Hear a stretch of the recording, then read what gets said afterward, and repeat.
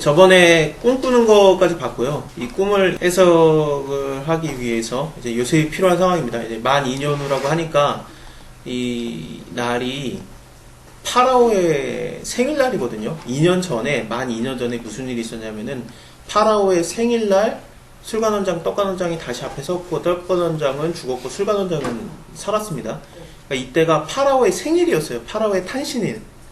그래서 2년 후에 파라오의 탄신일이 됐는데, 그러니까 파라오 입장에서는 자기 생일날 꿈을 꿨는데 희한한 꿈을 꿨으니까 이게 마음이 빈번한 거예요. 이게 뭐지? 당연히 그럴 수밖에 없습니다. 이게 도대체 뭔가 하면서 마음이 번민했다 그렇게 나오면서 모든 술객들 그 박사들을 불러가지고 그 꿈을 해석하게 하는데 해석하는 자가 없었습니다. 그 술 맡은 관원장이 요셉을 잊어버렸다가 하나님께서 잊어버리게 한 거죠. 왜냐하면 잊을 수가 없어요. 이런 상황은 자기 꿈을 그대로 맞췄고 자기가 복직이 됐고 떡 굽는 관원장은 죽었는데 이 정도면은 안 기억이 날 리가 없어요. 그래서 야, 내가 대단한 애 하나 알고 있다. 그거를 어떻게 잊습니까? 잊었어요. 그것은 하나님께서 잊게 하신 거고 잊혀진 다음에 하나님께서 이제 드러나게 하시는 거죠. 이사야서에서 나오는 것처럼 그 하나님께서 나를 날카로운 화살로 만드시고 화살통에 숨겨 놓으시고 하나님의 때에 그것을 꺼내 쓰신다고 나와요. 물론 그건 예수님에 대한 예언인데 그게 이사야서를 통해서 볼 때 하여튼 뭐 우리 얘기도 맞아요. 뭐 준비하고 있어라 그런 느낌은 아니고 준비된다고 하나님이 쓸만하냐? 안 쓸만해요. 여러분이 아무리 준비를 해도 평생을 준비해도 하나님이 쓸만한 그릇은 안 됩니다. 어디다 갖다 쓰겠어요, 하나님께서. 근데 하나님께서 이제 자기가 일하실 때 이게 숨겨놓는 것과 드러내시는 게 있는데 숨겨놓으셨다가 이제 하나님의 일을 위해서 드러내시는 겁니다. 웬만하면 숨어있는 게 좋아요. 그러니까 예수님께서도 계속 자기는 인자라고 계속 숨으시다가 하나님의 아들이라는 것을 드러내자마자 십자가에 못 박히지 않습니까? 자기의 일을 이루시기 위해서 하나님의 아버지의 말씀, 그 예수 그리스도께서는 죽는 것이 하나님의 아버지에게 받은 계명이었거든요. 그걸 순종하기 위해서 드디어 드러내시고 바로 죽는 거고, 우리도 웬만하면은 이제 숨어 있는 거예요. 이렇게 숨어 있고 하나님께서 드러내시면 드러내는 건데 요셉도 숨겨져 있다가 이제 2년 만에 드러나는 겁니다. 이날이 파라오의 탄신일이니까 이게 더 임팩트가 탁 강하기도 하고, 그 다음에 이 일이 있어야 이제 요셉이 30살이 돼야지만 고위관직자가 될 수 있기 때문에 이집트에서 고위관직자가 되려면 30살이 돼야 됩니다. 그래서 요셉이 아직 28살이었기 때문에 30살까지 하나님이 준비하신 거고 그렇습니다. 시간을 다 하나님이 계산을 하시고 그 다음에 하시는 겁니다. 모세 같은 경우에도 미디안 광야에서 40년을 살잖아요. 그것도 하나님이 다 계산한 거거든요. 40년이라는 시간 자체도 중요하지만 하나님이 뭘 기다린 거냐면은 애굽에서 모세를 죽이려고 했던 사람들의 자연적인 죽음을 기다리셨습니다. 이스라엘 사람들이 아무리 살려달라고 그래도 그래 내가 살려줘야 되겠다 그러고 모세를 갖다 쓰셔야 되는데 모세를 안 써도 되죠. 근데 모세를 쓰시기로 하나님 마음 먹으셨으니까 창세전부터 모세를 쓰셔야 되는데 모세가 애굽에 오기를 싫어할 거 아니겠어요? 왜냐면은 정치 스캔들이 났으니까 애굽 사람을 죽였으니까 안 되겠죠. 그러니까 도망을 가 있는 상태에서 모세가 안 가고 싶어하는 이유를 하나님이 아세요. 그래서 너 안 들어가고 싶지? 네 맘 알아. 너를 죽이려고 하는 자들이 이제 애굽에서 다 죽었다. 이제 가도 돼. 그 말을 해요. 그러니까 모세가 그러면 가겠다 그러거든요. 그러니까 하나님께서는 그냥 이집트 사람이라고 해도 그냥 죽이지 않아요. 그 시간을 빨리 당기려고 죽이지 않고 그들이 자연사할 때까지 40년을 기다리십니다. 그러니까 하나님께서 우리의 기도를 응답을 해주시는데 응답을 빨리 못 해주시는 것 같은 걸로 느껴질 때가 있어요. 왜냐면 하나님께서 이걸 다 맞춰야 돼요. 저 사람, 내가 기도하는 거를 맞추려면은 저 상황이라든지 그런 게 다 이제 맞아 떨어져야 저한테 그게 받아지잖아요. 그렇기 때문에 하나님께서는 내게 빨리 응답하시길 원하지만 그걸 주시려고 여러 가지 상황을 한 번에 움직이셔야 되거든요. 그러니까 그게 하나님은 질서의 하나님입니다. 그래서 질서를 맞춰서 시간의 좀 흐름이 필요하기 때문에 그게 좀 걸리는 경우도 있습니다. 그래서 이제 그런 거에 대해서 우리가 좀 고민을 하면은 왜 이렇게 하나님이 내 기도를 빨리 응답 안 하실까? 그거는 하나님이 나만 해줘야 되는 게 아니라 여러 사람을 한 번에 해주셔야 되기 때문에 돌려야 될 게 많아요. 그런 걸 좀 억울해하지 마시고 그냥 기다리시면은 하나님이 다 하십니다. 내가 잘 때도 하나님이 일하시니까. 그렇습니다. 그러니까 2년이 지난 다음에 술관원장이 생각이 났어요. 파라오한테 말합니다. 내가 오늘날 나의 허물을 추억하나이다. 파라오께서 종들에게 화내셔서 나와 떡 깎는 관원장을 시위대장 집에 가두셨을 때 나와 그가 하룻밤에 꿈을 꾼즉 각기 징조가 있는 꿈이라 그곳에 시위대장의 종된 히브리 소년이 여기서 그 죄수라고 안 하고 종이라고 말하는 거 보니까 시위대장 보디발 장군의 집 안에 감옥이 있었잖아요. 근데 그 집 안에서 굉장히 자유로웠던 거예요. 물론 갇혀있지만 전옥이 밖에서 일을 시켰기 때문에 자유롭게 보였기 때문에 이 히브리 소년을 종이라고 봤지 죄수라고 안 봅니다. 그 소년이 우리 함께 있기로 우리가 그에게 고함해 그가 우리의 꿈을 풀되 그 꿈대로 각인에게 해석하더니 그 해석한 대로 나는 복식되고 그를 매달렸나이다. 파라오가 급하게 부릅니다. 와 그러면서 부르니까 그가 급히 그를 옥에서 낸지라 그러는데 이 옥이라는 게 정확하게는 구덩이입니다. 나를 기가 막힐 수렁에서 건져내시며 그런 시편을 통해서 볼 때 이 구덩이라고 나오면은 대부분 안 좋은 상황이거든요. 이 위에서 뭐 하나님께서 요셉과 함께 하시고 그렇기 때문에 그가 옥에 있을 때도 하나님이 그와 함께 했다. 형통케 했다. 뭐 옥중에 있어도 하나님께서 은혜를 베푸셨다. 형통케 했다라고 나오지만 하나님께서 함께 하셨죠, 물론. 그리고 형통케 하셨고 은혜를 내리셨지만 인간 입장에서는 구덩이에 빠진 거예요. 내가 이 땅에 살 때, 이 인생을 살 때 구덩이에 빠졌다. 그게 내가 뭐 내 죄 때문이든 내 힘든 것 때문이든 아니면은 세상이 무너져서 그런 거든 죄악에 어그러져서 그런 거든 경제적인 것 때문에 구덩이에 빠졌든 아니면 내가 아파서 구덩이에 빠졌든 구덩이에 빠졌다. 거기에 하나님이 없냐? 아니요. 하나님 함께해요. 하나님 은혜를 베풀고 있습니다. 범사에 형통해요. 근데 하나님 믿습니다 그러지만 우리가 이 땅에서 그게 믿어집니까?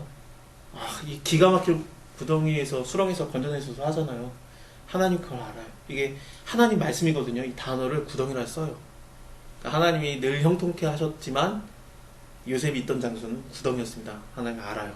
그러니까 여기서 끌어냅니다. 요셉이 수염이 깎여요. 이거 뭐 별거 아닌 것처럼 보이시겠지만 수염을 안 깎았다는 얘기예요. 요셉이. 어떤 마음이냐면은 요셉은 내가 어찌 하나님 앞에 득지하려 그 청년이었기 때문에 히브리의 성향상 수염을 안 깎아요. 네, 수염을 깎았다. 그러면 일종의 히브리인으로서는 어떤 느낌이냐면은 자기가 부정해진 거예요. 민수기 6장에 그게 나오죠. 수염을 깎는 그 규례가 나오지 않습니까? 그 부정해지면 깎는 거거든요. 그러니까 이 수염을 깎았다라는 거는 어떤 느낌이 드냐면은 굉장히 안 좋은 상황이에요. 우리가 따지면 영적으로 별로 안 좋아. 그런 상황이 되는 거예요. 그러니까 열심히 기도해가지고 하나님의 뜻을 쫓아서 내가 하겠나이다 그래서 40일 금식 기도하고 바로 내려온 사람한테 여기 막 안수해달라고 여기다 막 손 얹잖아요. 그 복 받겠다고. 그게 아니라 이 사람이 딱 죄짓고 온 상황 같이 된 거예요. 그 삼손이 수염 머리털 7가닥 밀린 거.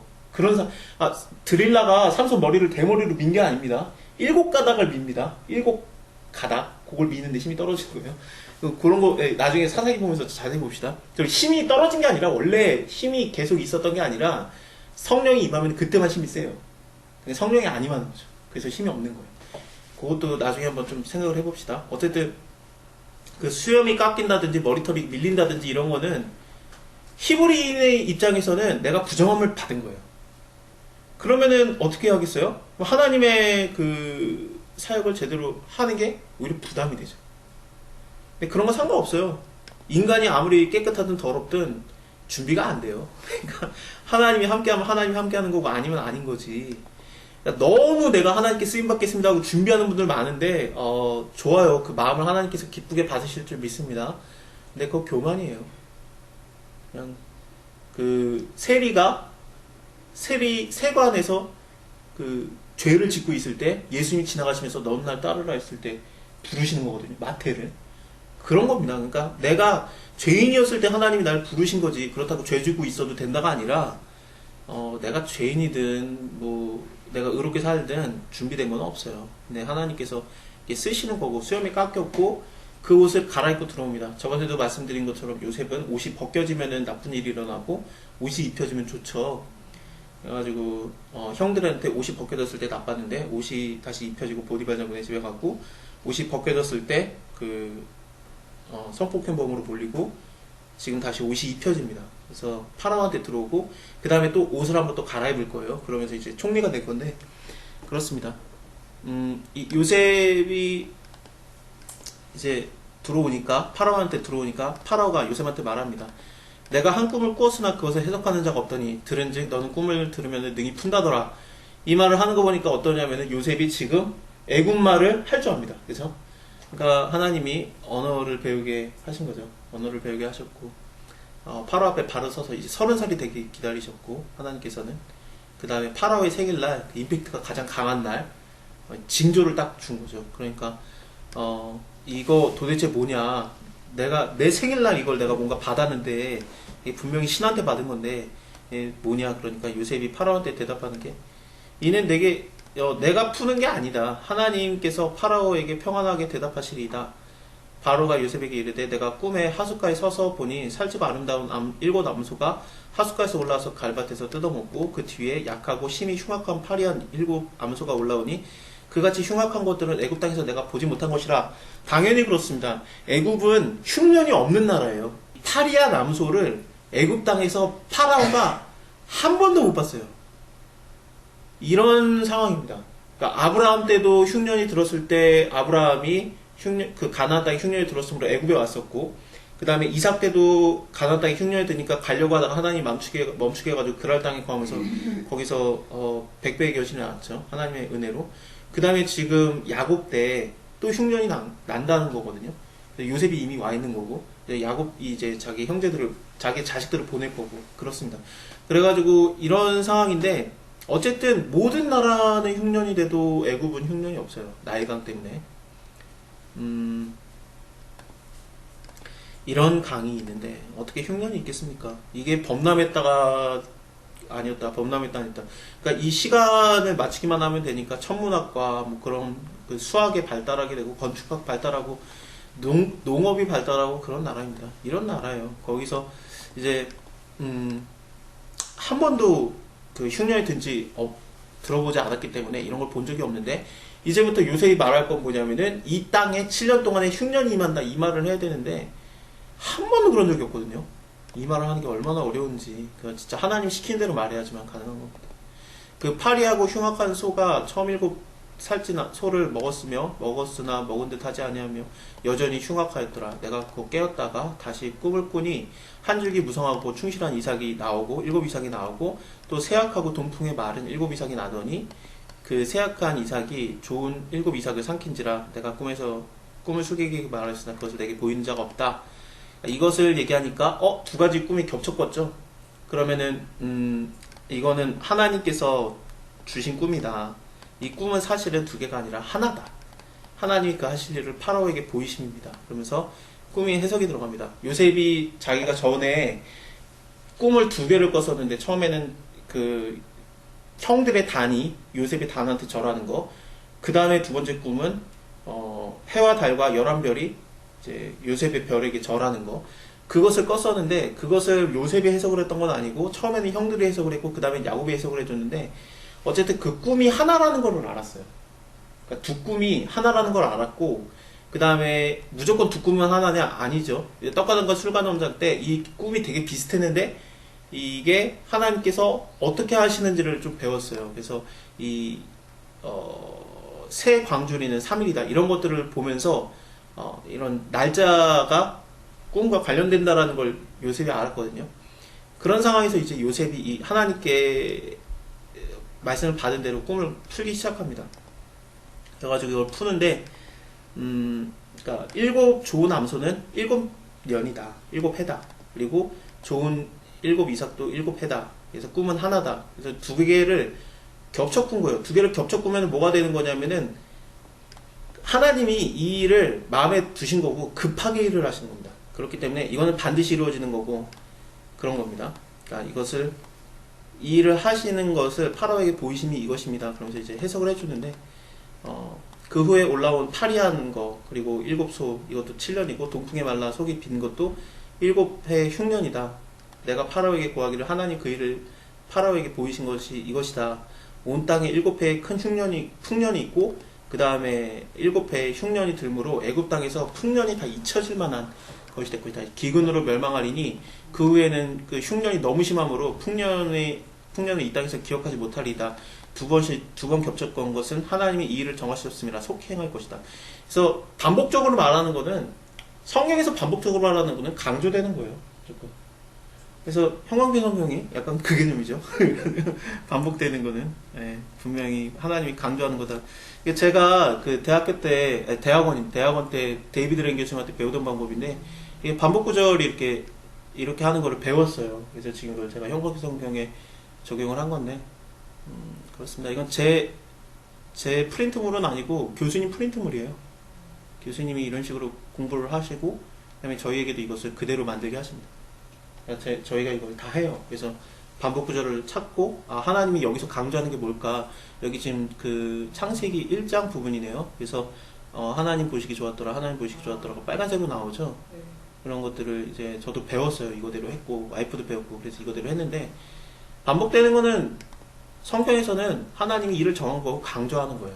그래서 이것을 이제 이루시는 건데 이제 파라오는 명철하고 지혜 있는 사람을 택해서 애굽 땅을 치리하게 하시고 파라오는 또 이같이 행하사 극중에서 여러 관리를 두어서 그 7해 풍년에 애굽 땅에 5분의 1을 거두어서 그러니까 5분의 1씩 거둬가지고 이걸로 갖다가 저장을 해놨다가 흉년이 들면은 이걸로 쓰라는 거예요. 그러니까 이 5분의 1, 20%를 갖다가 모아두는 제도가 요셉의 그 나라를 돌리는 토지법입니다. 애굽의 토지법이라고 나올 건데 이게 5분의 1, 그러니까 20%를 저장을 해요. 그리고 이걸로 갖다가 이제 힘들 때 쓰는 거죠. 하나님께서는 이거를 가나안 땅 약속의 땅에 들어갔을 때 5분의 1에서 10분의 1로 줄여줍니다. 그게 10분의 1, 11조의 개념이에요. 그러니까 11조는 뭐냐면은 헌금이 아니라 세금이에요. 그러니까 세금 제도였기 때문에 이것을 갖다가 저장을 해놨다가 가난한 사람들, 나그네 된 자들, 분기시 없는 제사장한테 썼던 겁니다. 분기시 없는 제사장한테 쓰는 것 때문에 이게 헌금처럼 보이는데 11조가 사실은 11조는 요셉의 토지법에서 나온 그런 겁니다. 물론 하나님께서 요셉에게 가르쳐 준 거죠. 그리고 이걸로 애굽이 초강대국으로 서요. 원래 강대국이었는데 이 이후에 정말 그 언제나 선진국이었습니다. 애굽은 요즘에나 삐걱거리는 거지. 그렇습니다. 이게 저장해서 그 흉년을 예비하면은 멸망하지 않을 겁니다.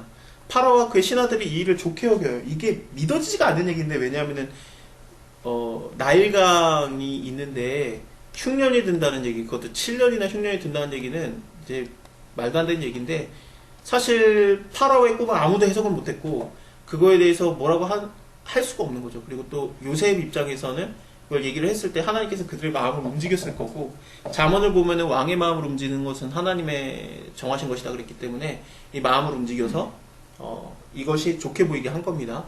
그리고 또 때가 됐잖아요. 그래서 파라오가 그 신하들에게 이르되 이와 같이 하나님의 신에 감동된 사람을 우리가 어떻게 얻을 수 있겠느냐. 그래서 요셉에게 이르되 하나님이 이 모든 것을 너에게 보이셨으니 너와 같이 명철하고 지혜 있는 자가 없다. 너는 내 집을 치리하라. 처음에 아버지 집에서 채색 옷을 입고 2인자로서 활동을 했었는데 보디발 장군의 집에 왔고요. 거기서도 2인자로서 일을 했고 감옥에 들어가서 2인자로 일했고 그 다음에 이제 파라오의 집에서 2인자로서 일을 합니다. 물론 파라오의 집에서 2인자가 되는 것은 총리가 되는 거였습니다. 그래서 하던 일은 그대로 하는 거고 하나님이 그냥 무대만 이렇게 바꿔가는 겁니다. 여기에서 이제 백성들이 다 너에게 명령에 복종하리니 나는 너보다 높음이 보좌뿐이다.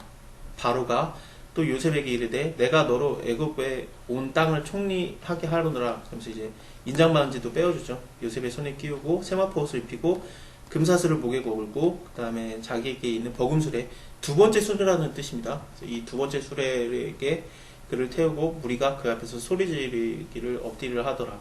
그래서 이제 총리가 되었습니다. 총리가 되었지만 그 기뻐했다, 하나님께 감사했다라는 내용이 전혀 없는 걸 보면은 요셉은 총리가 되고 싶었던 적이 없습니다.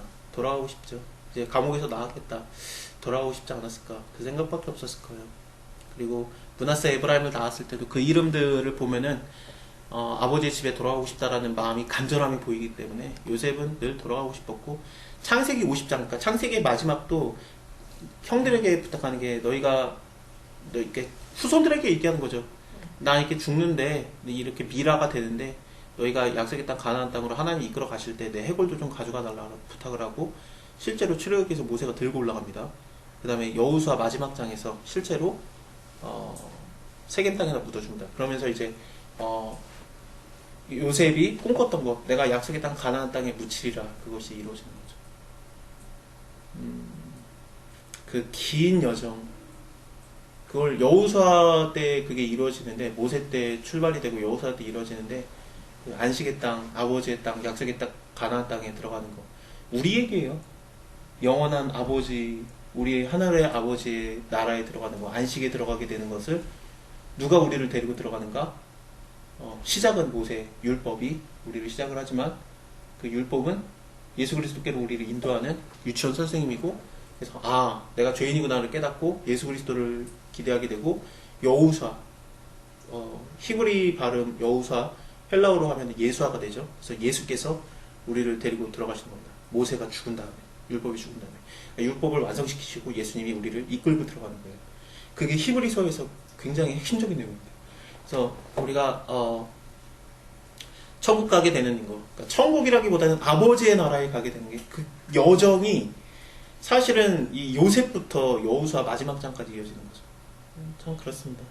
그러니까 이 땅에서 총리가 돼도 요셉이 기뻐하지 않았던 것처럼 이 땅에서 부귀영화를 누리는 게 천국에서의 날보다는 아무것도 아닙니다. 시편에서도 고라 자손들이 얘기하는 게 궁궐에서 첫날보다 성전의 문지기로 하루 있는 것이 더 좋사오니, 그게 진짜 그런 거예요. 목마른 사슴 시냇물에 젖어, 다 고라 자손의 신데 그렇습니다. 그들이 실제로 문지기로서 일을 하거든요. 성전을 지키는 문지기로서 일을 하면서, 야, 내가 여기 있는 게 더 좋다. 바로 옆에가 또 다윗 성전이에요. 솔로몬 성전. 근데 그거, 성전이래. 솔로몬 왕궁. 솔로몬 왕궁과 다윗 왕궁이 솔로몬 왕궁으로 또 개조가 되죠. 근데 거기 들어갈 필요 없다는 거죠. 이 성전 문지기로 있는 것이 더 좋사오니, 그런 얘기가 됩니다. 어쨌든 요셉은 이 총리가 됐고요. 파라오가 애굽의 온 땅에서 너의 허락 없이 수족을 놀릴 자가 없으리라 하고, 이름을 사브랍 바네아라고 합니다. 사브랍 바네아, 이거는 이집트 말입니다. 사브랍 바네아, 신들이 말하기를 그를 여기 살게 하라라는 뜻입니다. 그러니까 일종의 영주권을 받았는데, 그렇죠? 그 가데스 바네아, 그 바네아랑 이 바네아는 다른 겁니다. 가데스 바네아가 해석이 안 돼요. 가데스는 카도시 해가지고 여호와께 섬겨, 가데스가 맞는데 바네아가 뭐냐 도대체 그러는데, 바네아는 사브랍 바네아 이거 아니야? 그러면은 이거에서는 신들이 말하기를 그를 여기 살게 하라니까 가데스 바네아는 섬겨라는 것에 살게 하다 아니야? 그렇게 오해를 하시는 분이 있는데, 여기서의 바네아는 히브리로 피 발음이 나요. 파네아가 되는 거고, 가데스 바네아는 비 발음이 나요. 바네아가 됩니다. 전혀 다른 단어예요.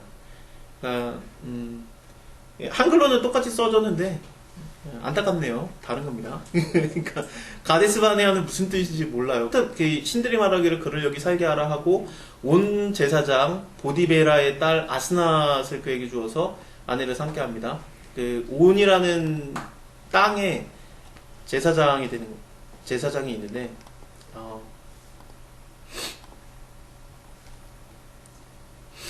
태양신은 이겁니다. 라신이죠. 이거를 섬깁니다.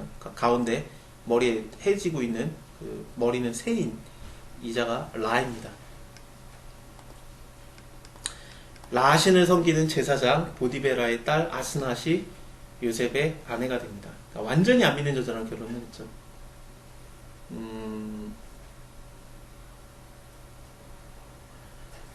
안 믿는 사람이랑 결혼해도 되냐? 사실 민수기 12장에서도 똑같았어요. 민수기 12장에서도 모세가 그 구스 여자랑 결혼했다고 난리를 치잖아요. 그렇죠? 모세가 구스 여자를 취하였더니 그 구스 여자를 취하였으므로 미리암과 아론이 모세를 비방하였다고 그러는데 지금 두 번 장가든 게 아니고 원래 여자가 십보라였으니까 네, 십보라가 구스 여자예요. 그렇기 때문에 같은 여자인데 조용히 있다가 막 처음에 막 10가지 재앙을 일으키고 막 그러니까 모세가 너무 대단해가지고 쳐다도 못 보고 있다가 뭔가 마음에 안 들었어요. 근데 야, 너 왜 히브리 여자랑 결혼하고 구스 여자랑 결혼했냐? 그 말을 너무너무 하고 싶었는데 1년 동안 조용히 있다가 이제는 좀, 야, 모세랑만 여호와가 말씀하시냐? 우리와도 하나님이 우리랑도 말하는데 하면서 한번 까불었다가 어떻게 됩니까? 예, 문둥병 걸리죠. 모세 때도 이랬는데, 모세도 안 믿는 여자랑 결혼을 했었죠. 근데 그 여자가 결국에는 모세의 목숨을 구해주는 믿는 여자가 되지 않습니까? 왜냐면은 모세의 아들이 할례를 안 해줬었는데 모세가 하나님께서 모세를 죽이려고 하니까 십보라가 어쨌든 그 하나님의 말씀을 믿고 할례를 행한 거잖아요. 그러면서 모세 목숨을 살렸기 때문에 십보라는 하나님을 믿는 자가 됩니다. 그 십보라의 아버지 장인어른 이드로도 제사장이라고 나오는데 미디안 광야의 제사장이라고 나오는데 여호와 하나님을 믿는 제사장이 아니에요. 원래 신들을 섬기는 제사장이었다가 모세가 속이고 가잖아요. 속이고 가요. 가족한테도 하나님의 말씀이, 내가 하나님의 말씀이 임했다, 하나님의 사역이 임했다, 그럼 가족한테도 숨겨야 돼요. 왜 그렇습니까? 내가 하나님의 뜻을 쫓아서 가면은 가족이 제일 뜯어말려요. 그래요. 원래 하나님 일은 숨기고 가는 거예요. 그러니까 드러내지 마요. 그러니까 드러내지 말고 조용히 하는 거고, 그럼 하나님이 그거를 동역자도 붙이고 하는 거지. 그러니까 모세도 하나님의 뜻을 쫓아서 가야 되는데 십보라도 같이 가요. 십보라도 같이 가고 아론하고 만나고 그러는 겁니다. 십보라도 같이 갔다가 거기서 애 낳는 건데, 그렇죠? 근데 애 낳은 다음에 애가 너무 어리니까 모세가 광야에서 너무 위험하니까 돌려보내요. 그래서 친정가 있어라 그래서 갔더니 장인어른 입장에서는 내 사위 어디로 도망갔어? 그런 거죠. 사위가 뭐라고 말하고 갔냐면 모세가 내가 애굽에 나의 가족들이 잘 살고 있는지 보고 올게요. 그러면서 생사를 보고 오겠다고 하면서 갔어요. 그러니까 내가 여호와 하나님이 날 만나줘가지고 내가 손이 문둥병에 걸렸다가 지팡이를 던졌더니 뱀이 됐다가 하나님 나를 부르셨습니다. 나를 보내십니다. 이스라엘 사람들을 구해오랍니다. 그러면은 장인어른 이드로가 뭐라고 하겠습니까? 웃기는 소리 하지 말고 양이나 쳐라 그러죠. 그러니까 하기 싫어가지고 얘가 너 그래 월차 쓰는 거지. 그게 되니까 그게 되잖아요. 그러니까 이제 닥치고 간 거예요 모세가. 그러니까 그냥 보고 올게요. 그랬는데 장인어른 입장에서는 1년 동안 사라진 거죠. 모세도 없어졌지, 내 딸도 없어졌지. 그러니까 뭐야 그랬는데 딸이 갑자기 나타났죠. 애 하나 안고 나타나니까 장인어른 입장에서 모세가 그때 80이니까 장인어른 100이 넘잖아요. 나이가. 그때 120살이 죽었어요. 그럼 장인어른 거의 죽어갈 때야. 그때 장인어른이 이놈 새끼들 어디로 도망가서 내가 일하고 있네 막 그러고 있다가 이 십보라가 애 안고 오니까 이게 뭐야 그때 이 모세가 또 나왔어요. 걔는 왜 안 와? 그러면 사실은 이런 일이 있었어요. 그래서 십보라가 자기가 봤던 걸 다 얘기할 거 아니겠습니까? 10가지 재앙과 애국에서의 재앙과 막 그 홍해바다 건넜던 거 그리고 막 그걸 모든 걸 다 얘기하는 거죠. 만나 막 내린 거, 메추라기 막 오는 거 얘기하니까 그래? 그러면서 그때 온 다음에 모세를 만나요. 그러니까 모세가 그때 장인어른을 만나고 사정을 그때 다시 한번 다 설명해요. 그러니까 장인어른이 그 얘기를 쭉 듣더니 내가 이제야 여호와만이 진짜 신인 걸 알았도다 그래요. 그러니까 원래 이드로도 제사장이라고 나오지만 여호와 하나님을 섬기는 제사장이 아니에요. 십보라가 그러니까 제사장의 딸이라고 나오는데 쉽게 말하면 거의 지금으로 따지면 무당 딸이에요. 와, 그렇습니다. 그러니까 이제 미디안 여자랑 결혼했다, 구스 여자랑 결혼했다고 이 아론과 미리암이 얘기를 하는 거죠. 왜 그 여자랑 결혼했냐? 그 얘기가 안 나오겠습니까? 그랬던 겁니다. 여기도 마찬가지고. 그러니까 요셉이 어떻게 이렇게 결혼하는 게 괜찮냐? 어쩔 수 없잖아요. 이 땅에 예수 믿는 자가 어디 있어? 여호와 하나님을 아는 자가 어디 있어? 지금 애굽인데. 그래가지고 모세도 마찬가지였죠. 미디안에 가 있었잖아요. 미디안 광야에. 거기 누가 믿는 사람이 있어요? 아무도 안 믿지. 어쩔 수 없었습니다.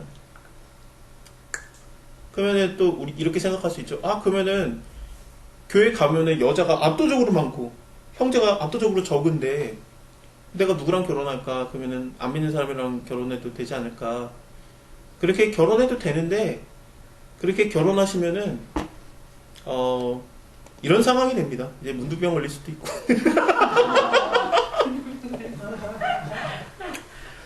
여러분들이 죽음을 한번 맛볼 겁니다. 그러니까 하지 마세요. 믿는 사람이랑 결혼하시고 웬만하면 형제가 압도적으로 모자라요. 맞아요. 근데 믿는 사람이랑 결혼하시고 형제가 안 믿는다 그럼 결혼을 하기 전에 반드시 믿게 한 다음에 결혼을 하세요. 신앙이 있고 없고의 차이는 큰 거예요. 그러니까 신앙이 있으면 자라나기라도 해요.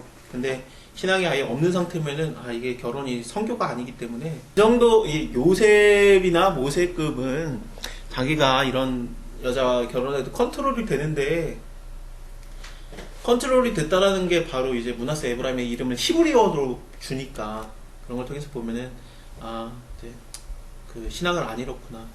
다니엘 같은 경우에는 자기가 그걸 못한다고 생각을 했죠. 그래서 벨드사살이라는 이름을 받았지만 다니엘로 자기가 이름을 계속해서 하고 그 이름을 버리지 않습니다. 근데 요셉은 여기서 성경에선 요셉으로 나오지만 사실상 사브라바네아로 계속 불려졌을 거고 이곳에서 그렇습니다.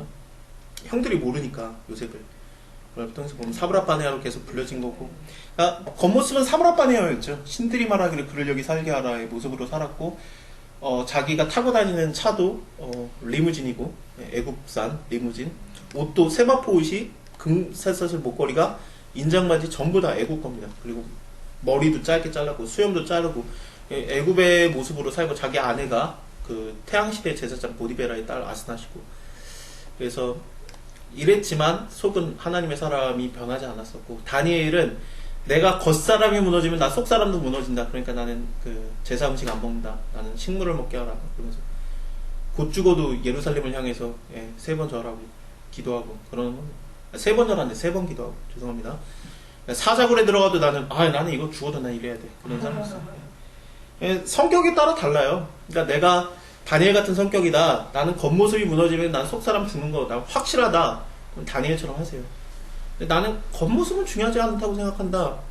나는 속이 나는 꽉 찬 남자다. 그러면은 하세요. 그래서 그것을 성경에서는 뭐라고 말하냐면은 하나님께서는 외모로 취하지 않고 중심을 보시는 이라 그러는데 우리의 내 중심이 겉모습이 무너진다 그러면은 율법을 버리지 마세요. 율법이 선한 것입니다. 하나님 주신 게 나쁜 게 아닌데 율법만 필요하고 율법주의가 되면은 그거는 악한 것입니다. 왜냐면 하나님과의 관계가 필요 없어지니까. 그래서 예수님이 오셨는데 필요 없다 죽으라 그러잖아요. 그러니까 율법주의가 되면은 정말 끔찍해지는 거고 율법은 좋은 거예요. 하지만 율법이 나를 구원시키지는 않고 하나님과의 관계에서 내가 율법이 중요하다고 생각하면 율법을 지키세요. 그러니까 예배 시간에 요즘에 코로나 때문에 예배 교회 많이 못 가는데 집에서 예배 드리지만 정장 입고 예배 드리세요 그런 교회들 있잖아요. 그거는 뭐냐면은 다니엘 같은 모습을 원하는 거예요. 목사님 입장에서 우리 교인들은 이런 겉모습이 무너지면 속은 당연히 무너진다라는 생각이 드시기 때문에 그거를 평균적으로 잡아서 이거는 그냥 하는 게 낫겠다 그래서 그냥 정장을 입고 그 다음에 인증사진 찍으세요. 막 그러는 거지. 아무 때나 보지 말고 실시간이라는 거 이렇게 인증사진 찍게 하고 그러는 교회도 있어요. 그래서 그걸 갖다가 그게 너무한 거 아니냐? 아니 교회마다 다른 거예요. 그 교회 분위기가 그러니까 다니엘 같아야 되는 상황이면은 목사님이 주도하에 그렇게 하는 거고 우리 교회는 예배 시간 다 해도 성도들이 알아서 잘 하니까 필요 없다고 생각한다. 그러면은 요셉처럼 하는 거죠. 그러니까 내가 요셉에서 너는 다니엘처럼 할 필요 없다라고 말할 수 없고 다니엘이 너는 왜 요셉처럼 하냐 그렇게 할 수 없어요. 그냥 자기의 스타일대로 하는 겁니다. 다니엘이 처음부터 그렇게 믿음이 좋았냐? 저는 그렇게 안 보거든요. 물론 처음부터 다니엘이 대단했지만 다니엘 잠깐 봅시다.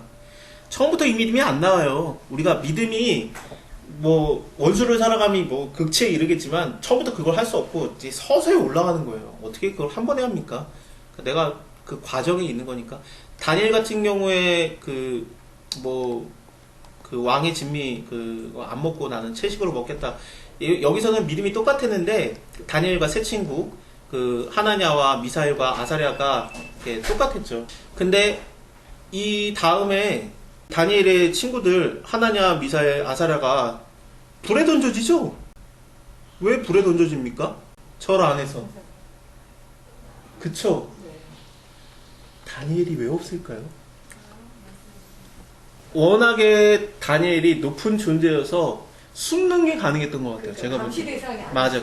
감시 대상에서 좀 제외가 되는 거죠. 근데 이 사드락과 메삭과 아벳느고는 높은 존재였는데, 왜냐하면 다니엘이 추천을 해가지고 얘네가 왕이 그 높은 자리에 올라가거든요. 도웨이를 다스리게 된다고 하면서 바벨론의 도지사급으로 올라간 거예요. 근데 이 급이었는데도 불에 던져졌는데 다니엘은 없었다.